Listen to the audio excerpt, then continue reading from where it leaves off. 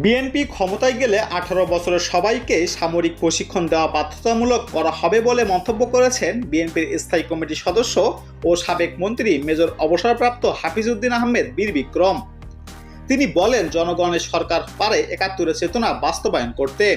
সংস্কার করার জন্য নির্বাচিত জনপ্রতিনিধি যথেষ্ট। আপনারা অন্তর্বর্তীকালীন সরকার শুধু প্রস্তাব দিতে পারেন।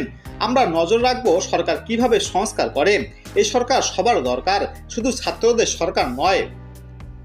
আগস্ট বিপ্লবের ইতিহাস যাতে কেউ বিকৃত করতে না পারে সে বিষয়ে সতর্ক করেছেন হাফিজউদ্দিন আহমেদ বলেন, এই সরকারের অন্তর্বর্তীকালীন সরকারের উচিত ছিল একটি ভালো নির্বাচন কমিশন গঠন করা, কিন্তু তারা সেটি করেনি, কোনো রোডম্যাপ দেয়নি, শুধু 6টি সংস্কার কমিশন গঠন করেছে। সেনানিবাসে আওয়ামী লীগের দুর্নীতিবাজ কর্মকর্তা ও পুলিশ অফিসারদের আশ্রয় দেওয়া উচিত হয়নি। বর্তমান রাজনৈতিক প্রেক্ষাপটে রাষ্ট্র বিনির্মাণে মুক্তিযোদ্ধাদের করণীয় শীর্ষক আলোচনা সভার আয়োজন করে জাতীয়তাবাদী মুক্তিযোদ্ধা দল। মুক্তিযোদ্ধা দলের সভাপতি ইশতিয়াক আজিজ ইফরাতের সভাপতিত্বে আরও বক্তব্য দেন বিএনপি চেয়ারপারসনের উপদেষ্টা সৈয়দ মোয়াজ্জেম হোসেন আলাল, মুক্তিযোদ্ধা দলের সভাপতি জয়নুল আবেদিন, এবি পার্টির যুগ্ম সচিব ব্যারিস্টার আসাদুজ্জামান ফুয়াদ প্রমুখ।